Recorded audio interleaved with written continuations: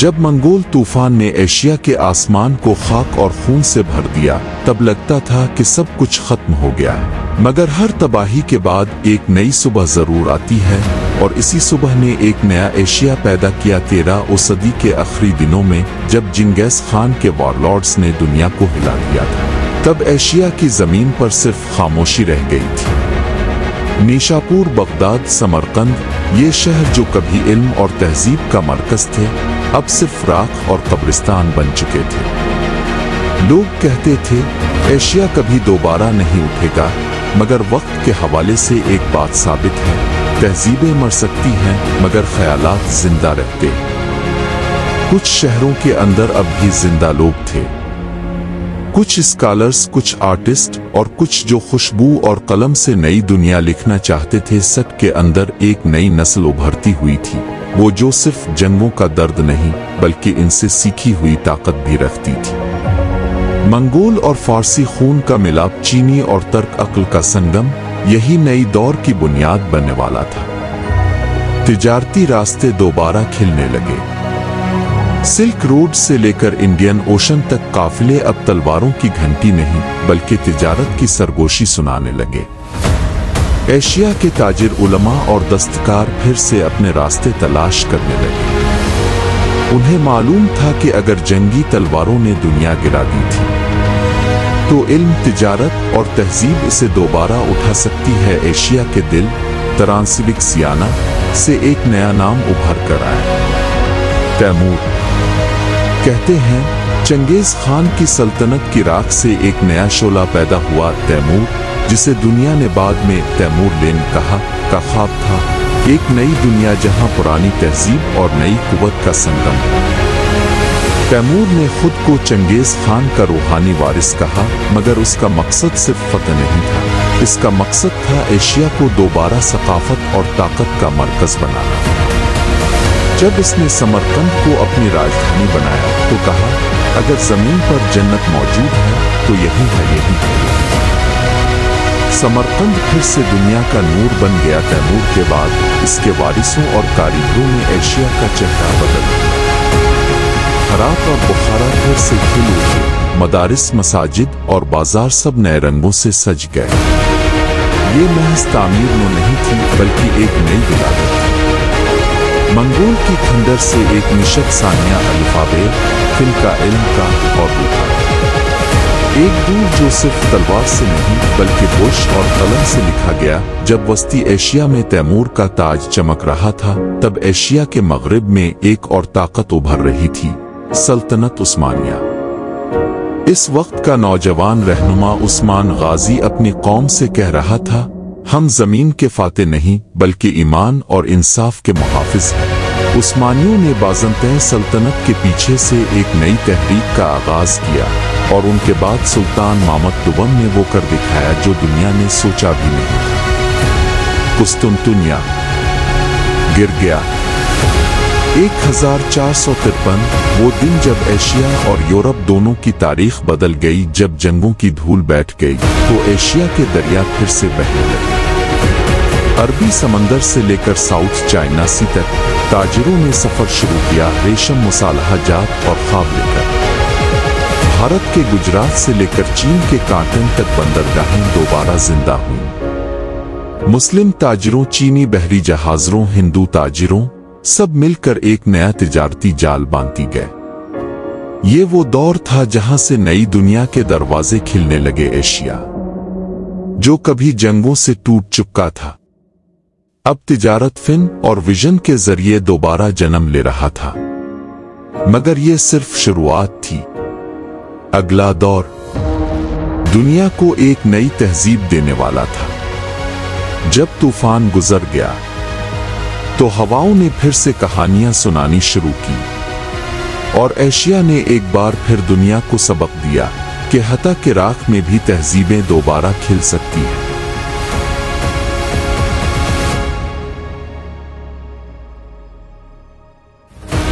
Asia की खामोशी अब गूंज में बदल चुकी थी। जहां कभी खाक उड़ी थी वहां तहजीबों के फूल खिलने लगे थे, और अब शुरू होने वाला था वो दूर जिसे दुनिया द एज ऑफ एम्पायर्स कहती है।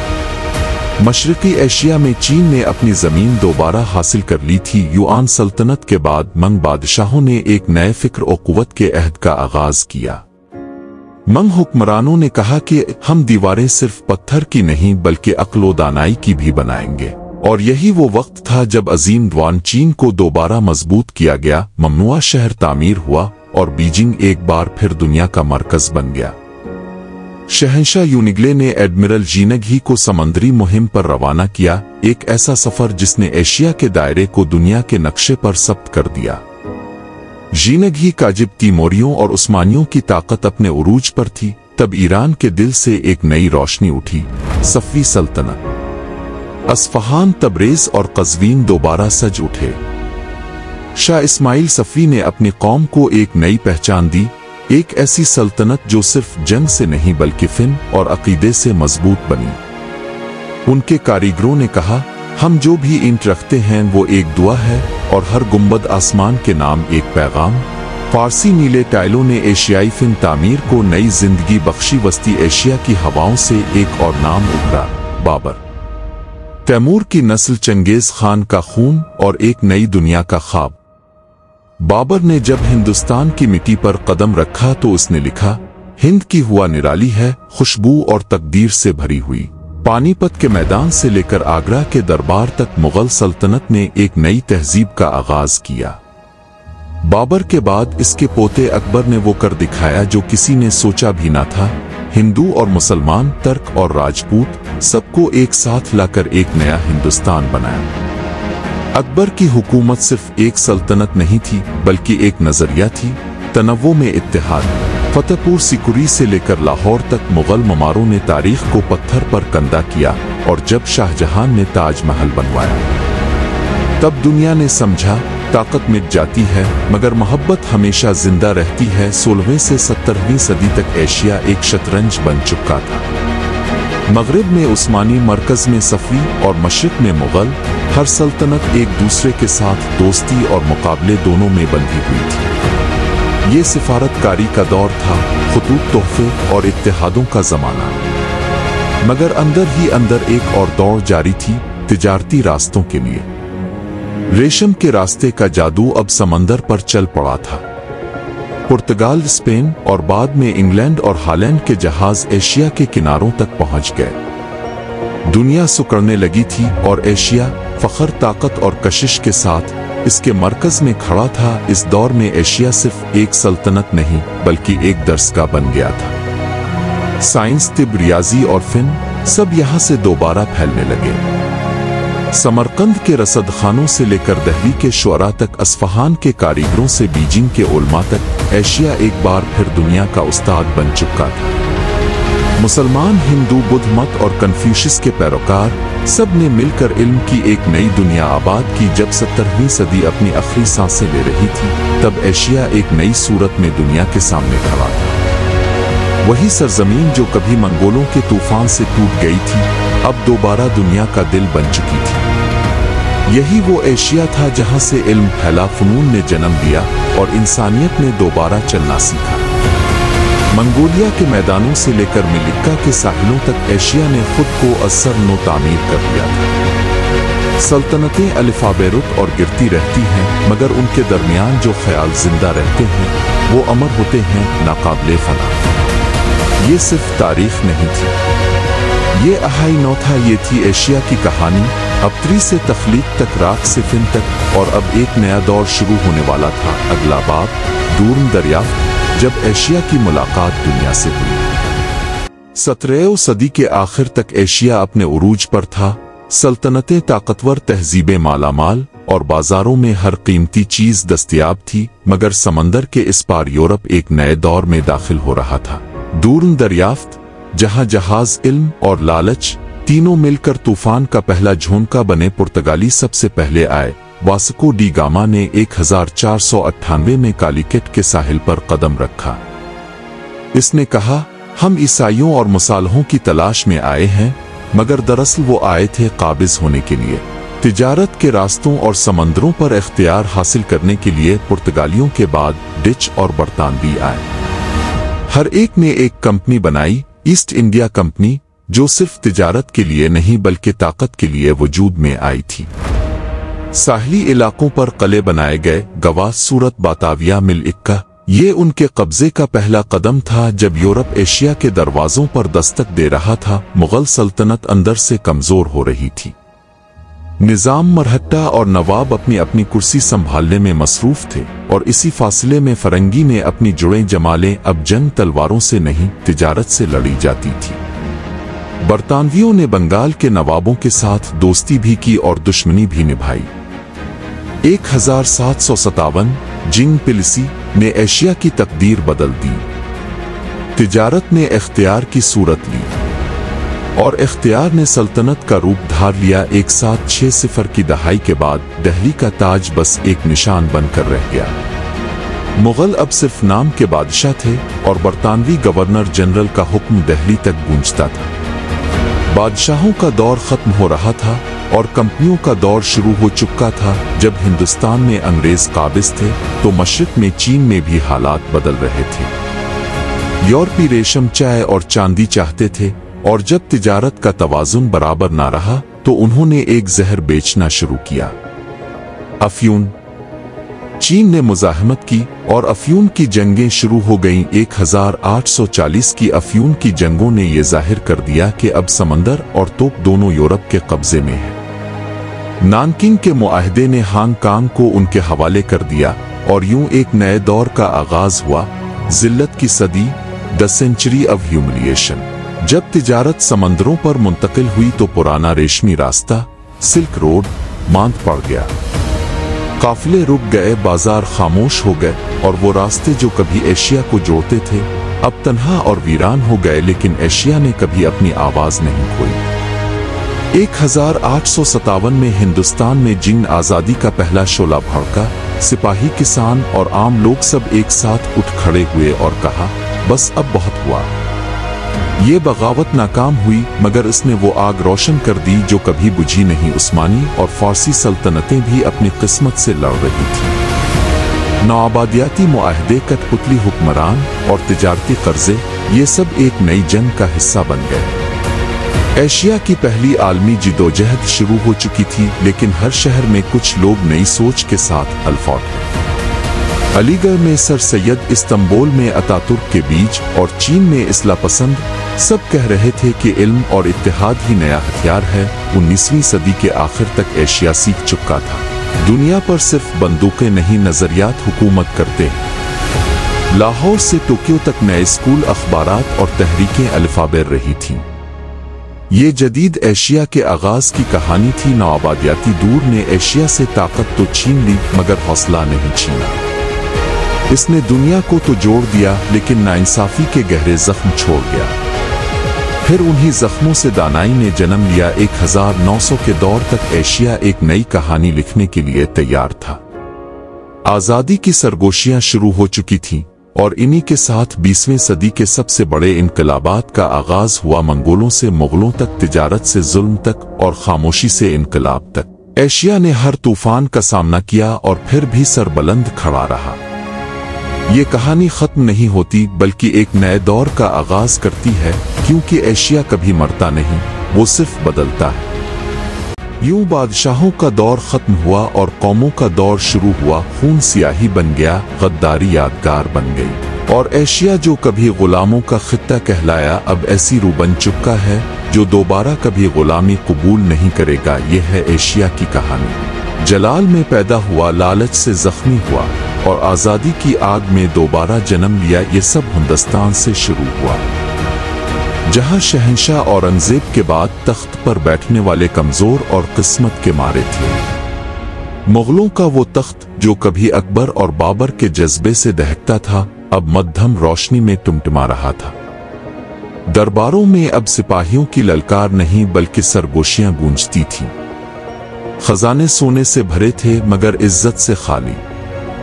1739 में जब नादिर शाह ने दिल्ली पर यलगार की तो शहर चीख उठा। खून, आग और धोखा नए दौर की निशानियां बन गईं। मोर सिंहासन ले जाया गया और उसके साथ एक सल्तनत का गुरूर भी। दौर मशरिक में चीन यानी वो मिडिल किंगडम जहां कनन शहंशाह अपनी ताकत पर नाज़ा थे, मगर रेशमी पर्दों के पीछे वो अजदहा खून में डूबा जा रहा था। अफ्यून इसकी रगों में आतर चुकी थी, चांदी इसके खजाने से बह रही थी। और फिर ब्रिटिश ईस्ट इंडिया कंपनी ने अपना सबसे बड़ा वार किया, अफ्यून की जंगें। तोपें तिजारत के नाम पर चली और मुआहदे अमन के नाम पर लिखे गए। एशिया का अजदहा जंजीरों से नहीं, कलम की सियाही से कैद कर दिया गया और मगरिब में खिलाफत उस्मानिया, जो कभी इस्लाम की मुहाफिज और जमीन पर खुदा के साया कहलाती थी, अपनी ही बोझ तले बखर रही थी। सुल्तान के मोहल्लों में सियासतदानों का रक्स जारी था और मैदान जंग में खून के दरिया बह रहे थे। वो सल्तनत जो 3 बर्रे आज़मों तक फैली हुई थी, अब यूरोप का बीमार आदमी वो कहलाने लगी थी। हर मुआहदा एक खंजर था, हर इत्तेहाद एक जंजीर। बुल्कान से लेकर अरब तक गद्दारी ने खिलाफत के दिल में अपना रास्ता तराश लिया था। यूरोप के ताजरान बादशाह बन चुके थे, उनका हथियार तिजारत थी और उनका नशा नौआबादियात का फैलाव। ईस्ट इंडिया कंपनी के साये से लेकर जान रोज की ख्वाहिशात तक, हर सल्तनत की निगाह मशरिक की जानिब थी, एशिया की दौलत की तरफ। ये जंग सिर्फ तलवारों की नहीं थी, ये सियाही सोने और गद्दारी की जंग थी। फतूहात की जगह मुआहदों ने ले ली और लश्करों की जगह जहाजों ने। और आहिस्ता आहिस्ता एशिया बिखरने लगा। वक्त का प्याला लबरेज हो चुका था। मुगल दरबार के खेमे अब सुनसान थे। नग बादशाह ने दोस्तों से ज्यादा अफ्यून पर भरोसा किया और उस्मानी खलीफा का नाम अब दुनिया सिर्फ दुआओं में याद करती थी। हवाओं में बगावत की सरगोशियां घुलने लगें और गिरे हुए तख्तों की खाक एक बार फिर उठने लगी, मगर इस बार बादशाहों के तौर पर नहीं, बल्कि कौमों के रूप में। दुनिया के किनारों से वो लोग आए, अजनबी लिबासों में, हाथों में सलीबें और तोपें लिए, जिन्होंने दौलत की खातिर दोस्ती का निकाब ओढ़ा और इस दोस्ती के पीछे तलवार छुपा रखी थी। वो ताजिर बनकर आए, फाते नहीं, मगर जल्द ही उनके सके सल्तनतें खरीदने लगे। एशिया के दरियाओं पर नए परचम लहरा रहे थे। गवा में पुर्तगाली, जावा में डिच, पवंडीचेरी में फ्रांसीसी और बरतानवी, जो सायों में खामोशी से सब देख रहे थे। हर जहाज एक बाजार था और हर बाजार एक मैदान जंग। सुन 1600 में एक वाहिद चार्टर ने तारीख बदल दी, the honourable East India Company. एक कंपनी जिसके पास फौज थी, एक ताजिर जिसके सर पर ताज था। उन्होंने जंग नहीं शुरू की, उन्होंने मोहब्बत शुरू की। तोहफे, मुआहदे, इत्तेहाद, सब सिर्फ एक मकसद के लिए, कब्जा। बरतानवियों ने एशिया की कमजोरियां पहचान लें, इसके बटे हुए हुक्मरान और ऐश व इशरत की लामहदूद ख्वाहिश। फिर उन्होंने तारीख का सबसे पुराना खेल खेला, तख्त खरीदो, इससे पहले कि इसके लिए लड़ना पड़े। और फिर वो दिन आया जब एक कंपनी ने सल्तनत से जंग नहीं की, बल्कि इसे खरीद लिया। 1757 बंगाल, जिंग पिलिसी, सिराज अल-दौला को इसके अपने जनरल मीर जफर ने धोखा दिया। एक गद्दारी जिसने हिंदुस्तान का नक्शा बदल दिया। रॉबर्ट क्लाइव की तोपें गरजी और उनके साथ 2 सदियों पर मुहित मुगल दून हुकूमत का खात्मा हो गया। तिजारत के रास्ते हों या शाही दरबार, अब सब कुछ कंपनी की मलकियत बन चुका था। अब एशिया पर बादशाहों का नहीं, बल्कि मुआहदों का राज था। हर मसाला, हर रेशम, हर कीमती पत्थर अब सिर्फ मुनाफा बन चुका था। हुनरमंदों के करगई की जगह फैक्ट्रियों का धुआं ले चुका था और सुल्तान के तख्त को सौदागर की मेज ने बदल दिया था। वो सरजमीन जो कभी दुनिया की सल्तनतों को खुराक देती थी, अब खुद एक सल्तनत की कॉलोनी बन चुकी थी। लेकिन कोई सल्तनत खामोशी से नहीं मरती। बगावत की लिपटें एशिया के हर गोशे से उठने लगें। चीन की तापिंग बगावत से लेकर हिंदुस्तान की सिपाही बगावत तक, अरबों की सरकशियों से लेकर बर्मा की मुजाहमत तक, एशिया के बेटे अपने नाम याद करने लगे। वो वक्त आ गया जब लोगों ने कहा, अब बस, ये धरती किसी और की नहीं, तो खून फिर से मिट्टी में लूट आया और उसके साथ हौसला भी। आजादी हमेशा खून बहाने के बाद ही सांस लेती है। 1857 में दिल्ली एक बार फिर जल उठी। इस बार मुगलों के नहीं बल्कि बगावत के शोलों में। चीन की तनंग सल्तनत ने तापिंग जंगों में लाखों जानें कुर्बान की और उस्मानी खिलाफत ने अपने बेटे हर्रेक के जरे और पहाड़ की चोटी पर खो दिए। एशिया गिर चुका था, मगर उसके जवाल में ही नई कौमों के बीज बोए जा चुके थे। सल्तनतें राख बन गईं और इसी राख से ख्वाब अलफाटने लगे।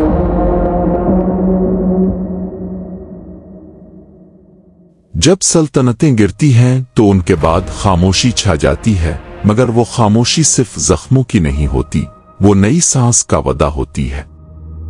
गद्दारी की राख से बेदारी की रूह अलफाटे एक नया एशिया, जख्मी जरूर मगर दोबारा सांस लेता हुआ दौर मशरिक में, जहां दुनिया ये समझ बैठी थी कि एशिया का सूरज गुरूब हो चुका है। जापान ने खुद को जलाकर दोबारा जन्म लिया।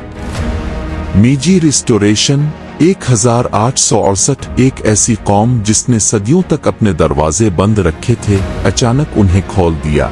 हार के लिए नहीं बल्कि तब्दीली के लिए। उन्होंने मगरिब का मुताला गुलाम बनने के लिए नहीं बल्कि मुकाबला करने के लिए किया। चंद दहाइयों में ही जापान पहली एशियाई ताकत बन गया, जिसने एक यूरोपीय सल्तनत रूस को 1905 में शिकस्त दी। पैगाम गूंजा, हम दोबारा अलिफाटे सकते हैं। इसी दौरान पुराना खिलाफती निज़ाम दोबारा सांस लेने की कोशिश कर रहा था। तंजीमात, इस्लाहात, नए मदारिस, जदीद कवानीन, यूरोपीय इत्तेहाद, लेकिन हर मसले के साथ एक गद्दार भी मौजूद था। उस्मानियों को एक नामुमकिन जंग का सामना था। बैक वक्त इस्लामी भी रहना था और जदीद भी। पहली आलमी जंग तक आखिरी खलीफा की सल्तनत ऐसे बखर चुकी थी जैसे किसी गैर की मुट्ठी में दबा हुआ नक्शा फट गया। अरबों से आज़ादी का वादा किया गया, मगर बदले में सिर्फ सरहदें दी गईं। हिंदुस्तान में अगरचे अंग्रेज राज की हुकूमत थी, मगर अवाम के दिल अब भी आज़ादी की धड़कनों से जिंदा थे। बहादुर शाह जफर की जलावतनी में लिखी गई शायरी से लेकर किसानों और शायरों के दरमियान उभरती बगावत की सरगोशियों तक एक खामोश तूफान जन्म ले रहा था। स्वदेशी तहरीकें, रेल के फैलते जाल ने ख्यालात को फौजों से भी तेज रफ्तार कर दिया और एक नया मुजाहिद उभरा जो तलवार से नहीं कलम से लड़ता था। सियाही इसका हथियार बनी और ईमान इसकी ढाल। चीन, वो सुया हुआ अजदहा, बिलाखिर जाग उठा। अफ्यून की जंगों से लेकर चिंग खानदान के जवाल तक हर शिकस्त ने इसकी रूह पर एक नया सबक कंदा किया। 1900 में बक्सर बगावत नाकाम हुई, मगर इसने एक गहरी प्यास जगा दी अपनी तकदीर दोबारा हासिल करने की। और 1911 तक आखिरी बादशाह तख्त से उतर गया। जमहूरिया चीन की बुनियाद पड़ी। अब वो दरमियानी सल्तनत वो आसमानी फरमान से नहीं बल्कि अपने अवाम की मर्जी से चलने लगी। सल्तनतें ढेर हो गईं, मगर ख्यालात को जंजीरों में नहीं जकड़ा जा सकता था। मिस्र के उलमा से लेकर ईरान के मुस्लिहीन तक, हिंदुस्तान के शायरों से कोरिया के बागियों तक, हर धरती पर एक सदा गूंजी, आज़ादी। 19वीं और 20वीं सदी के आगाज ने एक नए एशियाई ज़हन को जन्म दिया, बावकार, बाशऊर और बेखौफ। वो धूल जो कभी ताजों के नीचे दबी थी, अब इसी धूल से आवाजें उठ रही थी और वो आवाज कह रही थी, ये एशिया अब किसी का गुलाम नहीं। यूं बादशाहों का दौर खत्म हुआ और कौमों का दौर शुरू हुआ। खून सियाही बन गया, गद्दारी यादगार बन गई और एशिया जो कभी गुलामों का खित्ता कहलाया, अब ऐसी रूह बन चुका है जो दोबारा कभी गुलामी कबूल नहीं करेगा। ये है एशिया की कहानी। जलाल में पैदा हुआ, लालच से जख्मी हुआ और आजादी की आग में दोबारा जला।